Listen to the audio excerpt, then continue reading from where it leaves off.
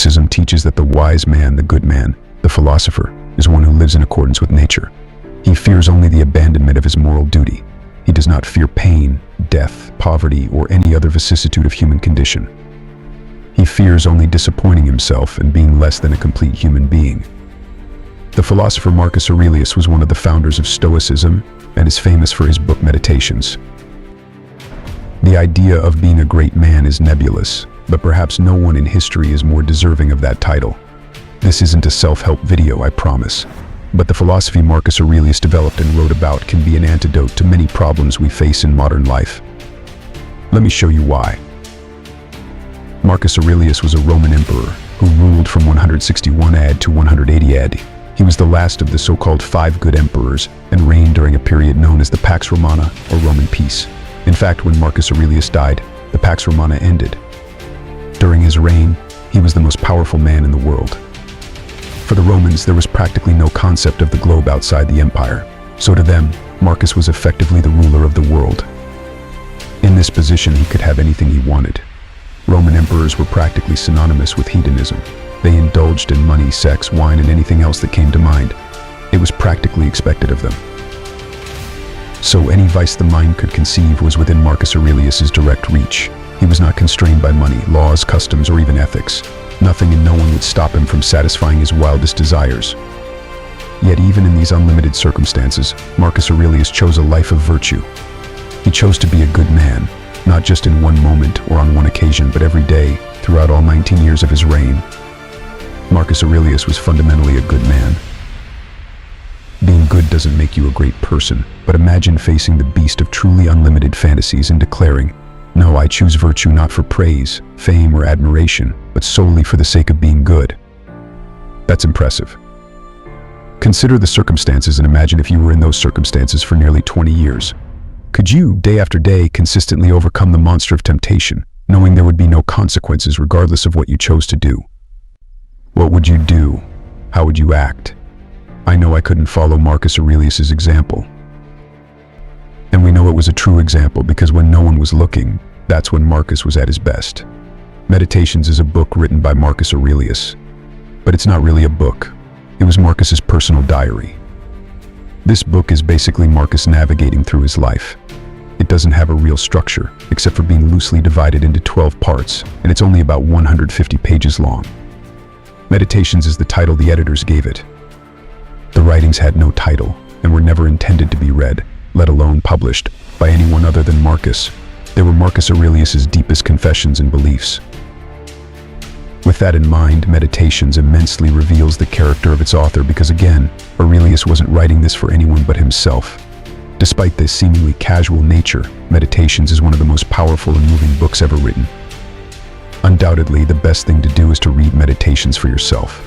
There are copies of it in nearly every library and bookstore in the country, perhaps the world. But for the purposes of this video, there are a few ideas in it that I think are worth examining.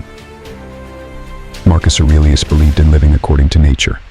To Aurelius, nature referred to plants and animals, yes, but also to the natural order of the universe. Trees grow because they were made to. They grow as tall as they can and become as beautiful as they can, not because they seek praise or external validation, but because they were made to. That's the natural order. A caterpillar becomes a butterfly. A bird hatchling becomes an eagle, not because they want to, but because they were created to. Similarly, Marcus believed that a human being's duty was to fulfill their potential. He didn't believe in accumulating things or wealth, and we'll talk more about that later, or in being rewarded or praised. Marcus Aurelius was an emperor, so although he might have enjoyed writing all day, that wasn't his job, and he didn't write much. He had to deal with many things and many people. Above all, Marcus believed that bad, wicked, or simply wrong people were part of our universe. Asking the world not to present these people would be like asking a vine to exist without thorns. Don't be ridiculous. There's nothing you can do. Marcus says bad people exist, and in your life you will encounter them. Marcus believed in kindness, and he believed that people never wanted to do the wrong thing. Instead, when people did the wrong thing, it was simply out of ignorance. You can try to teach these people, of course, but that won't always be an option. So we can't control if the universe sends us the immoral, the wicked, or the lazy. And if we can't help these people either, which we usually can't, we just have to bear it. To do this, Marcus says you must look inside. He writes to himself, "Hey, Marcus, you have flaws too. Who are you to judge? Maybe you have different flaws from those called bad people, but Marcus, you have your flaws nonetheless. In a different conversation on a different day, maybe you, Marcus, are the ignorant one. And Marcus, it's possible that you simply don't understand." He told himself, "Hey, you can't even be sure they're doing the wrong thing. The thief who steals to feed his family isn't wrong, you just don't understand." And often in life, you won't understand and won't know that you don't understand. So again, don't judge. Ultimately, Marcus Aurelius believed that we are all born for each other. Time after time, he reminded himself that this is the natural order. A tree bears fruit so animals can eat. Animals die so worms have food. Just as in the natural world, we were all made to help. This is again our duty. The only true failure in life would be to abdicate this responsibility. So Marcus, you better do this and do it well. We all go through hardships, and Marcus Aurelius was no exception. But just as encountering bad people, Marcus realized that facing adversity is simply part of the human condition. Again, you can only control what you can control. So don't pray for bad things not to happen, that's foolishness. Marcus told himself these things will happen, and there's absolutely nothing you can do about it, but what you can control, Marcus, is how you react to them. You can control whether you are prepared to face adversity when it comes. And it will come, Marcus, you know it will. When that day comes, don't be sad because something bad happened. Don't pity yourself. Don't lament. Instead, feel fortunate to have the tools and the spirit to overcome it unscathed. Marcus told himself, face these events like a brave man. Confront adversity with courage and come out on the other side. When you do that, realize that this supposedly bad thing wasn't bad at all. It was simply an opportunity to persevere, overcome, and move forward. Marcus Aurelius says, when these events come, don't complain, act, endure. You can endure something or you can't, so what happens if and when something unbearable comes your way? Don't dishonor yourself, Marcus, he says. All men die, but not all men die complaining. Marcus Aurelius was a man of enormous wealth, but he didn't believe that was inherently a problem. Marcus didn't vilify material possessions, as some other philosophers have throughout history, but instead he was cautious about his relationship with material things. The lesson Marcus told himself repeatedly was don't cling to things that can be taken from you.